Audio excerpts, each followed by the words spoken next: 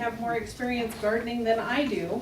And that's one of the things that I really enjoy about our older citizens in the communities is oftentimes, even though I'm supposed to be the educator, I can learn lots from the audience. So I hope that all of you enjoy the gardening that you do and are willing to share back and forth with each other what's worked for you and what might work for others. I heard Noreen mention that Bill used to do the gardening at the house, and now she's stepping in to take over in that duty. And it's nice to see people still learning. Lifelong learning is really important to staying active and keeping our minds active, as well as keeping up the yard that we've always had and still being able to enjoy it. So I hope that you'll be able to enjoy those activities that Bill enjoyed many, many years. The handout that I brought for you, the main one, is herbaceous perennials for Wyoming. And herbaceous perennials are those ones where the leaves all kind of die back to ground level. But there's still a root and a crown of the plant still living and active under all of our cold weather and snow. And they come back every year, spring after spring, for many years, and provide most of the blooming flowers that we have in our gardens. Now, annuals are what we think of as our vegetable garden plants, and they are ones that only live one garden season, and then when frost comes, they're kind of done for, but they will live on through the seeds that they spent the summer producing. So we have annuals and perennials in our gardens, and today we're going to spend most of our time talking about perennials, but if you have specific questions about other garden plants, I'd be glad to share those with you. One of the main things that's very important for gardening is improving the soil that we have in our gardens. Any of you that have gardened for years probably know that the Wyoming soil is pretty shallow, and there's not a lot of nutrients and very little organic matter in our garden soil here in central Wyoming and most of actually the Rocky Mountain region. So if you can add organic matter, which is peat moss or compost or straw or all of the things that you cleaned up in the garden last year that can be composted and then added back to your garden, will be beneficial for future generations of plants that come up and grow in your garden. So adding organic matter is one of the very first and most important things that you might do to improve your garden and the success that you have with anything you grow in your garden. Wyoming still being pretty much a mountainous region, our soils are pretty young as far as the geology of time, and we don't have as much plant growth here as they do in the Midwest where most of our crops come from. The plant life that was there before all of us came and changed what nature was doing was much, much taller. So the tall grass prairies of the Midwest had a lot more plant material to die back every year and to be trampled into the ground and mixed into the soil by worms and such over the years of time. Whereas in Wyoming, we may be lucky to get this much plant material that dies back and is worked into the soil over time unless it's blown away. And so we get much less organic matter in our soil year after year than the Midwest does. The other thing that we do recommend that you do in order to help cut down on water use in your garden in the summertime, as well as cutting down on the weeds that come up in your garden, and helping to protect those perennials from winter cold temperatures, freezing and thawing when we have warm-ups like we've had, is to mulch your garden. So compost that I talked about earlier, you can't really tell what it was when it was a plant. You can't tell that it was a leaf from an oak tree or grass from the yard. It is broken down to the point you can't really tell what it is. But mulch is usually something you can still identify where it came from. So we would think of things like tree bark pieces or the shredded trees that came from the storm we had here about 1.5 years ago. All of that we can still see that it was once a tree will work very well for mulch. Straw works as a mulch in the springtime, but some of that you want to take off of the garden to allow the plants to come back up in the spring months. So composting and mulching both have to do oftentimes with organic matter, but one goes in the soil, the compost or organic matter, and then the mulch goes on top of the soil to kind of form an insulation layer. And then because we have low nutrient content in our soils, we do recommend using fertilizers in your gardens here in central Wyoming. So finding out what kind of soils you have and what nutrient content is already there is important. So you may want to start with a soil test. Some of you may already know that your gardens do pretty well for the things that you like to grow, and you may not need to do that. But in order for someone like myself to give you a recommendation on what type of fertilizer you would want to use, we would probably tell you to get a soils test done so that we would have a good basis to know what's already there before we start adding things to grow. There are a few other things, tips that the handout talks about as far as being successful with gardening. Some plants may need staking so that they don't fall over or break off in our heavy wind, and that's somewhat self-explanatory, but if you have problems with taller plants and want more explanation, go ahead and give us a call out at the Extension office and I'd be glad to answer more questions. Fall cleanup is one of the things you can do at the end of a gardening season to clean up any plants that may have had disease or pest problems over the growing season and get those out of the garden, maybe into a compost pile, so that the next garden season you can benefit from all that green material that was in your garden the previous growing season. And then the winter care. This time of the year we have to protect things from warming up too much so that they don't germinate and come back up too early, and we want to protect them in case we have those freezing temperatures where things go below zero. And the best thing you can do for that is keeping that mulch layer on until things really do need to start greening out. And then the biggest portion of this handout is a list of perennials that are recommended for the Rocky Mountain region. And there is a pretty long list, several pages of lists of plants, but it may not go into all of the specifics because there may be more than one species or more than one variety that would grow here.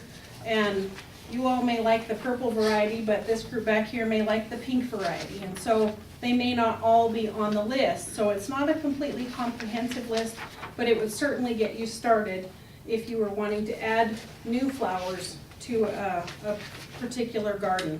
I always enjoy finding out about what particular plants people are growing or people really enjoy in their gardens. So if you all don't mind, if you have a particular favorite garden flower, maybe you would all share it and tell a little bit about it for some of the others in here who might not do much gardening. Do you mind starting? You're not a gardener?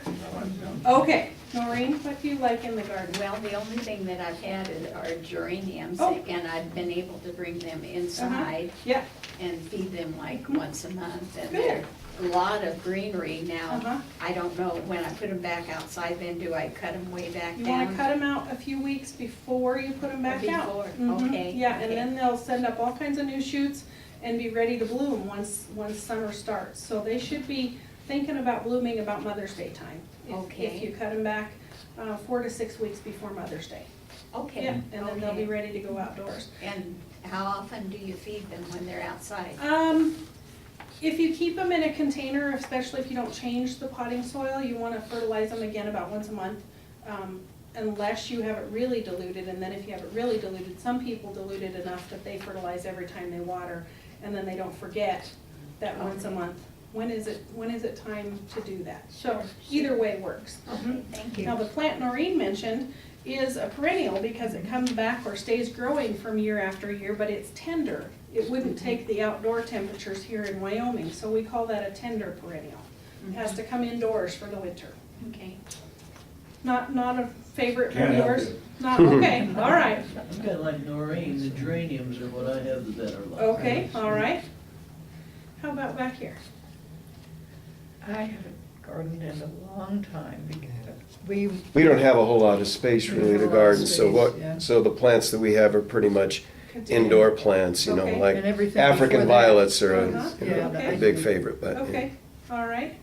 But we don't have anybody. We have iris just growing all over. Of course, Oh, yeah, and yeah. iris come back year after year, Iris. and they're ones that give you quite the opportunity to share. Because You each mother split 'em plant up. gives off 2 daughter plants, and every so often, those plants need to be thinned. They grow in big circles too, that's what we've really noticed. Yeah. Mhm. Has anybody tried the new variety of iris now that are supposed to bloom more than one time? I've seen some of those in catalogs, and I just haven't wondered. tried them. Mm-mm. I have some real good friends that have the striped or variegated iris. The leaves are light green with some white or yellow on the leaves.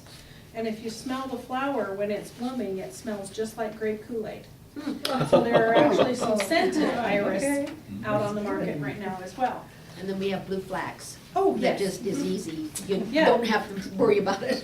Yeah, how many of you remember when Mike Sullivan was governor and Lady Jane proposed the wildflower planting along the highways around the state? Flax was the one that survived year after year after year when many of the other wildflowers didn't come back on all those highway plantings. And they were a diehard. They really do well in Wyoming garden areas, even out on our highways. Mhm. Good choice. How about you? Well, I have a brown thumb, but my sister has a very green thumb, and she helped plant 2 long rows in my front yard of a lot of perennials, and Okay. it's just different colors all over the place. Mhm. But my favorite is what I always thought was an annual, and that's snapdragons. Oh. But now you can get them in perennial, and Uh-huh. There are some that are true annuals and the plant dies back. Right. And they come back from seed, and so if your flowers have gone to seed, you'll still get them coming back year after year. And there are some that we're finding, when we don't have extreme cold temperatures, the same plant comes back year after year. And it may also have some other little seedlings that come up from the seeds that were generated from the previous season, so they are a fun one. You mentioned something interesting about perennial gardens, that usually they are multicolored. Oftentimes there is a different flower blooming every couple of weeks, and no matter what time of the season, if you have enough variety in your perennial garden, there's something different blooming every week of the summer. So we tell people in the gardens out at the extension office, come back in a couple weeks because it'll look different. Something else will be blooming and these will be finished in some cases. Mhm. Mr. Hoffman, do you have a favorite? Like potatoes. Potatoes, yeah. How about you? I have a tiger lily that's hard to get rid of. Oh, yes, they do spread as well. They're another that's very easy to share with friends. My grandmother grew tiger lilies when I was real little, and I really enjoyed them. But sometimes, if we have limited abilities to get out and garden and thin things or share them with others, they do get to be a little bit cumbersome and do spread a lot. So sometimes it's good to maybe limit or maybe get rid of, for the majority part, some of those plants that are a little more aggressive and have the root system to spread and take over, where some of the other plants are not quite so vigorous. Yeah, but they are a beautiful flower to have. One way that you could cut down on having those is to enter some of them in the county fair. We'd love to have more entries in the county fair. And if you have too many of them, that would be a good way to keep some of them from growing and spreading seed for the future year. So any of you that do any kind of gardening, you might consider doing some gardening and sharing with the community through the county fair. Mhm.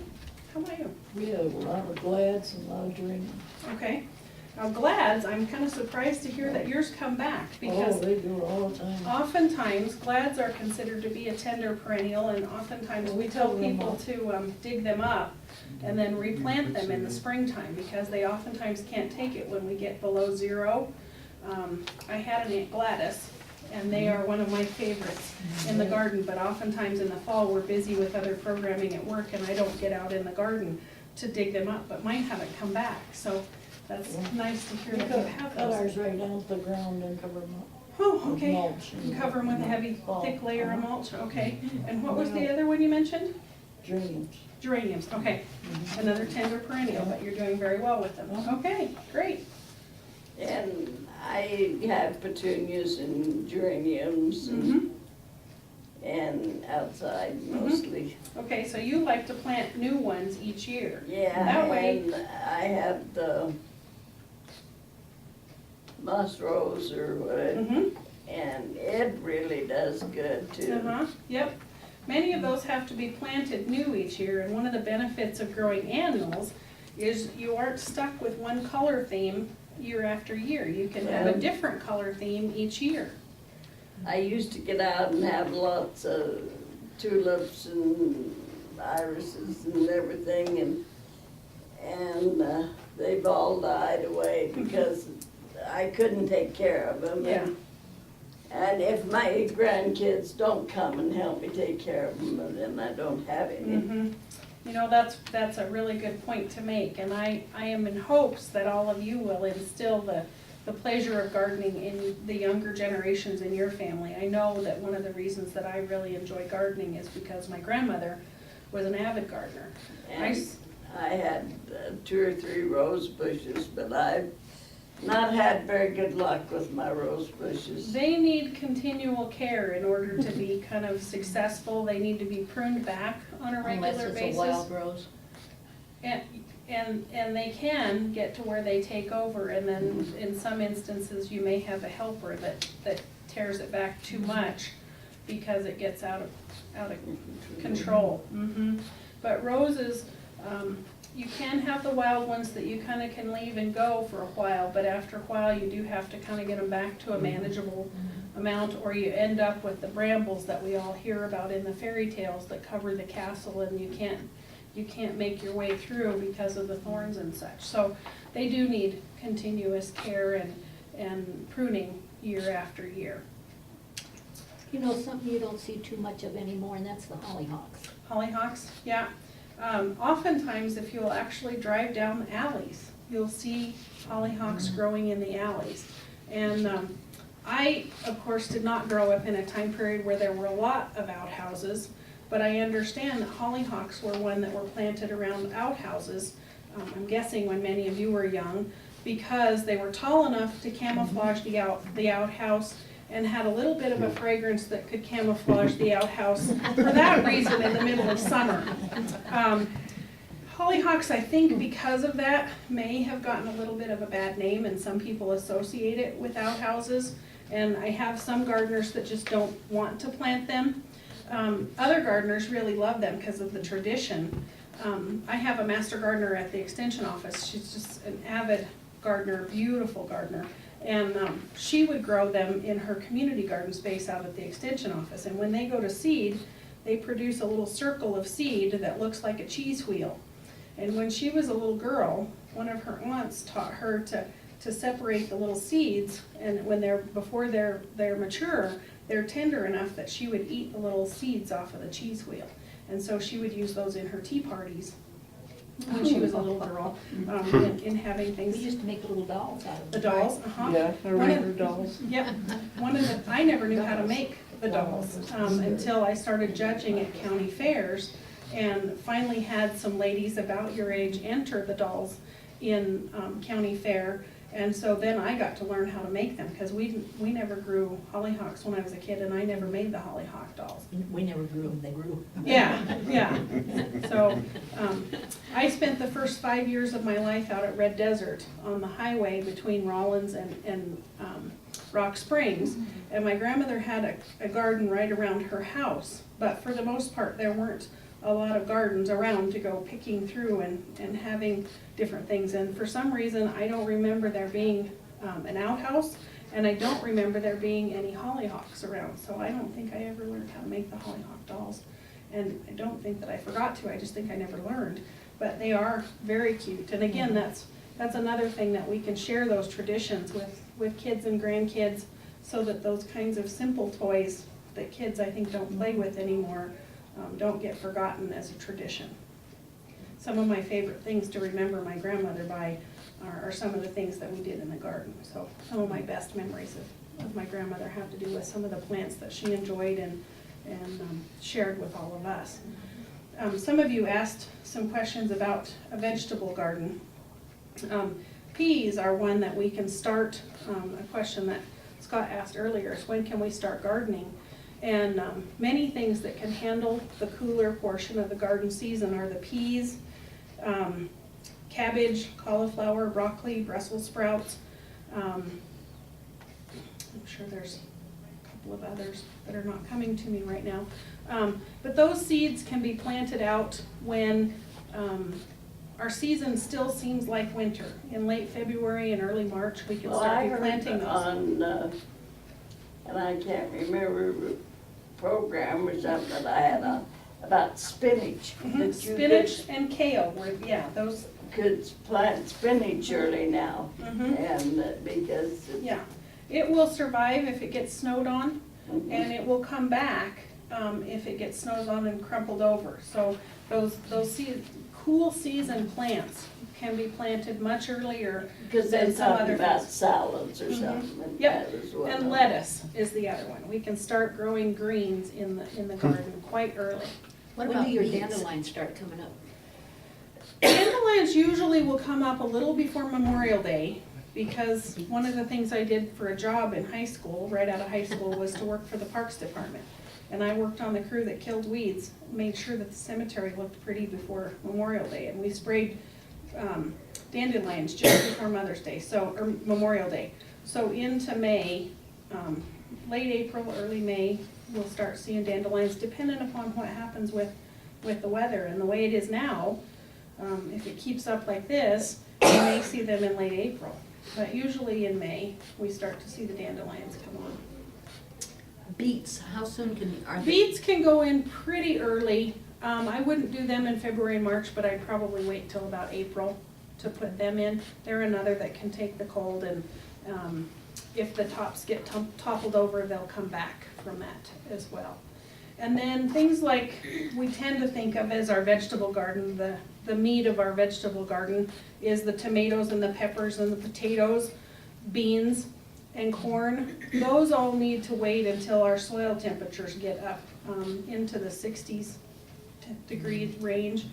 And not that everybody's gonna go out with a thermometer and check the soil temperature, but we can all begin to tell when the soil really does warm up and things are really getting My to grow. folks used to plant their potatoes on Good Good Friday. Friday. Mhm.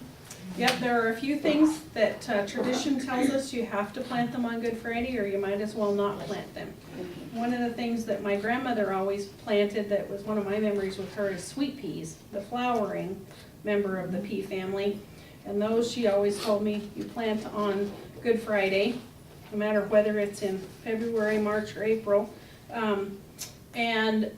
When I was working as a florist in Laramie, the ladies that would come into the office or to the shop and buy seeds from me every year told me that instead of soaking them in water, they always soak theirs in milk. So one year I tried it, half of mine in water, and I planted them in one place, and half in milk, and the ones that were soaked in milk did better. So I've done it that way ever since. I'm not sure what it is about that worked, but it worked for me, and that's what the ladies tell me, so I run with it. That's what you do. That's what I do now, yeah. Yeah, so, Would it matter if it's 2% or skim or whole or my whatever? knowledge, no. I don't know, is it the fat that might do it or what? I Yeah. haven't tested that. Huh. I used to drink whole milk until I got into college, and then started drinking 2%, so I'm sure that's what I had on hand when I tested it, but I'm not sure what it is that helps. I think that they just puff up the seed better somehow, and it may be the calcium in the water, in the milk. But our water tends to be pretty high in calcium content, which is why we get the ring on the faucet from our water anyway. So I'm not exactly sure what is in the water that, or the milk, that would help sweet peas to germinate better. With that, I will just open it up to any questions that anybody might have. Could you give us an idea, we were talking also, Donna, about some of the services that you provide and some of the things that Sure. you do Yeah. with the University Extension? So for the most part, the biggest majority in my job description is answering questions from the general public, whether they come into the office or call the office or get a hold of my email and answer. And now the University of Wyoming website has an Ask an Expert button on the main front page, and you can click on that button and it sends a question into a server that then distributes it to the best person to answer that question based on what the topic is. But we answer people's questions about what they're having trouble with or how do I plant sweet peas? My grandmother used to plant them and I don't know how to plant them. Or when do I plant beets? How do I share my iris with others? And then my biggest time commitment really is with the Master Gardener program. So I train the Master Gardeners every year. We used to do it in the spring and now we're doing it from the fall into the spring and spreading that training time out a little bit. And then we ask them to volunteer back to the community, answering the questions of the general public. And you do have 2 in the room here that have gone through the Master Gardener training in the past.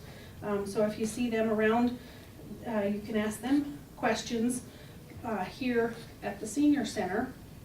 And there are about 70 active Master Gardeners that we still have on the rolls at the office that we can call on to ask questions of if I get busy or if I'm out of the office. Many of you may have seen the From the Ground Up segments that are on Channel 13 News on Friday night. So periodically I travel to make new segments. So we tape those about every other month. We make about 8 or 9, and then we have enough to run until we have time to get back together again. Those are now being made available. I don't know how many of you watch videos on YouTube, but the University of Wyoming has a YouTube channel for From the Ground Up, and that might be something your kids or grandkids could help you find if you want to look up a particular topic about gardening in Wyoming, and you don't think to call the office or you want to watch it rather than calling the office. I'll give you my phone number at the office if any of you want to call to ask questions. It's 235-9400, and my extension is 31, so that's 235-9400, and then extension 31. You can also call the Master Gardeners, and their extension is 29, and either way, you should get an answer to your questions. And then an easy way to find the Extension office and more information about the resources at the Extension office is to go to the Natrona County website and look up the departments and where UW Extension and 4-H. And then we have 4 educators besides myself who work in the Extension office and provide different services. I also do classes for different groups, so if you have a need for a program on a particular topic, just email me like Scott did, or call the office and tell me kind of what you're thinking about and how many people to expect and how much time you'd like me to take, and we'll do a program for you on whatever topic it is that you'd like to have a program on. Again, I'd be glad to come back and do a program again in the future if you have another topic that comes up for the group here. What about if someone says, gee, you know, my spinach, my broccoli just isn't doing very well? Do they describe it to you, or how do you come out and look at it, or what? When the price of gas got to be so high, we actually did cut back on the number of yard calls we make. And so we do ask people to try to get specimens or samples to us at the Extension office, and we'll start with those specimens. If it is something that can't be brought into the office, or somebody can't bring something in for one of you, we will make an exception and come out, but we try to diagnose it from the office. Because there are a few things that can look similar if we try to do it over the phone. I overheard a conversation one time with one of the Master Gardeners. The description came out and she was just sure that the person had a disease, but I had already had the same lady call me, and she was expecting me later that same day but got impatient and called the office again. When I went out and looked, she actually had an insect problem. So we tend to misdiagnose if we have to do it over the telephone. So we'd rather see exactly what it is so we can identify it specifically and know that we're giving you the right diagnosis and therefore the right treatment. It's just kind of like calling your doctor and saying my toe hurts. And it could be anything from I stubbed my toe to I broke my toe to I have a foot fungus.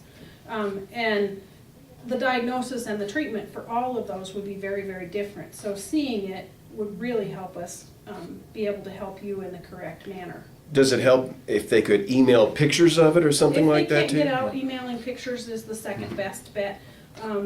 We don't have horticulture educators in some of the counties in the state, and I do have other educators who email pictures to me because I'm not going to be able to drive to Lux to look at a tree this afternoon it's probably gonna be 3 or 4 weeks before I get time to drive to Lusk. So, the most effective way that we have is to email pictures. And sometimes I have to ask for a close-up because I have a whole picture of a tree and I can't see the spot that's the problem. But pictures is a second best bet to seeing it in person. One of you had I was just gonna say, you might mention, Donna, you have a neat little library in there. We do. The Master Gardeners over the years have collected a wonderful garden library, and it is a resource that's available to anyone in the public to come and use the books in the office, at the extension office. So if there's a gardening topic that you want to learn more about and you have some time on your hands, come out and use the library. It really does get underutilized, and the Master Gardeners have invested a lot in some really good books. So that is available. The office is open 8 to 4:30, except for the county holidays, Monday through Friday. And the library is available for use anytime that the office is open. Yes? I have a couple of questions. First of all, to take a soil sample, can you come to your office to get an envelope? Because I know you mail them out somewhere. And how much does it cost? We don't actually do the paper anymore because they were actually finding that the paper was breaking down and they were finding contaminants from the paper in the soil samples. So they actually tell you now to take a sample of several different areas of your vegetable garden or of your lawn or of your tree and shrub bed and mix them all together and let them air dry. Don't put them in the microwave because that changes some of the particles in the soil and it will kill the microorganisms. And then put a sandwich size Ziploc baggie of soil with your form in a box and you ship it down to CSU to have it tested. Their soil test is $28 for the basic test, and there is one test that periodically I will recommend people add, which makes it, I think, $32, adds an additional 4. So $32 will usually get you some pretty good information on where to get started with the soil sample. So we just let you use your own Ziploc baggies. We can mail a form to you if you need us to mail it to you. You can come to the office and pick it up, or if you have access on the internet, it's through the Colorado State University Soil Testing Lab, and you can print the form off of the internet. Okay. And then my other question is, last year I started a raised garden. Nice. It's standing high. Mhm. It's not one. A sitting one? Uh-huh. Yeah. And I am brand new at this vegetable Uh-huh. growing, but I have good soil in it and a liner. So do I use that soil from last year, or do I add stuff to it this year, You'll fertilizer and probably stuff, or- find that the level has gone down just a little bit because some of it was probably on the plants that you pulled out when you did some fall cleanup, and it gets compressed, and some of the nutrients get used up by the vegetables that are growing in it, so you may want to add a little bit on top, but you probably won't have to add a lot each year. In some years you may find that you don't need to add much and you just decide to leave it the way it is and wait till next year and add every other year. So you'll want to add some soil to your garden at some point in time, and because it's raised, it probably isn't protected underneath, so it got the full force of 27 below when we got that cold. You probably have very few things that you planted come up on their own, but you may have some weed seeds that come up on their own as things warm up this spring, and you may have to do some weeding before you begin to plant or as your other plants are growing, because you usually don't have to start out with weeding as much when you're building a new garden with new soil in it, but that will increase over time as seeds blow in to the garden space. And then just putting your seeds in and watering again. Mhm. Yeah, raised beds are wonderful for accessibility. Yes? Are we considered zone 4 or zone 5 now? When I moved here in 2002, we were considered 4B. 4 was broken into 2 zones, and B is the warmer of the 2. And in, I think, 2010, the United States Department of Agriculture, USDA, revamped and looked at temperatures that were being reported in different regions, and they changed the zones, and they say that we are a 5A. Now, there are some places that I would say 5A you could probably get by with, but that's gonna be someplace against a brick wall or a concrete or something with asphalt or something with paving around it that will hold heat, maybe something with a large rock that holds heat over the winter and is protected. But I wouldn't say the southwest corner of a southwest facing piece of property with the full force of the wind and no protection from the cold is gonna survive a 4A or a 5A plant. So I would say there are some places in everyone's yard where you probably can get by with some 5 zone plants. But for the most part, I tell people to stick with 4 as a general rule of thumb, unless you really want to be brave about it and you really want to try something interesting that you've been wanting to try. And for those who struggle with plants, to stick with things that are hardy to zone 3. Yeah. I'm curious about some of these trees. I live right on Garden Creek. and, Okay. There are lots of evergreen trees that are really Ah, brown and uh-huh. gold. Yep. What's happening to them, and will Well- they need to come out? We hope not. If you remember back to how things were at the end of October, we had a really unusually warm autumn. And many of you have heard it called an Indian summer. That is when we have unusual temperatures into the fall where we would normally expect to see cold temperatures and snow. Well, this year we had 55 degrees, and at one point I knew the date, but now I can't remember it for sure. And 2 days later, we were at 27 below. So those cold temperatures hit the evergreen trees that had not had a chance to get the sugars developed in their needles so that they were dormant and protected from that cold temperature extreme. So we changed by 77 degrees in 2 days. So those needles on those evergreen trees got frostbite, basically. And just like with frostbite on us, there's probably gonna be some loss of tissue. We hope that it won't have to be amputated. But we won't know that until things begin to green up in the fall, or in the spring. If that little bud at the end of the branch has died back, it will depend on a bud further back on the branch to send out new shoots, but we'll have to wait and see on where they were. Places that were lower in elevation probably will have more cold damage than places that are higher. And then places that were also exposed to heavy wind may be worse than places that were protected. So it depends on where it is on the creek, whether it will be damaged or not. The blue spruce seemed to have came through that cold temperature freeze pretty well. They have enough of a heavy wax coating on their needles, they're doing okay.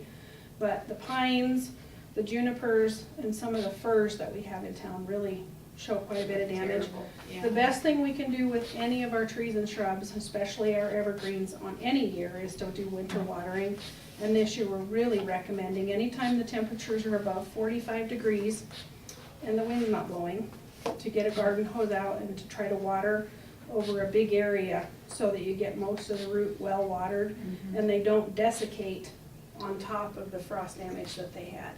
And then it's just a matter of waiting and to see what will happen when things green up this spring. So we're keeping our fingers crossed and then doing as much watering as we can. There will be some pests that want to attack those trees because they have been stressed. But hoping that the winter watering helps cut down on the pests that affect the evergreens. It's too bad. Yeah, it is. I had one master gardener tell me, and after the fact I thought about this, but if any of you have heard when Florida is getting a freeze or expecting a freeze, they get out in the orchards and spray the trees down with water. And that ice layer shields the tissue from freezing because there's actually a little tiny microscopic layer of water around the leaves underneath that ice when the ice forms. And I think if we'd have gone out and sprayed those evergreens with water, we would have had an insulating layer on them and they would have come through okay. I had one master gardener who did try that and hers did okay, but after finding out that hers did okay, I also found out they were blue spruce, and most of the blue spruce did okay anyway. So I'm not certain about that, but I think it would have worked. So next time we get that cold snap like that, I'm gonna have to try it. But usually you have your water turned off by then. Usually, not that, you don't wanna use your sprinkler system, but a garden hose that you can disconnect and make sure that it's drained and it won't freeze too, yeah.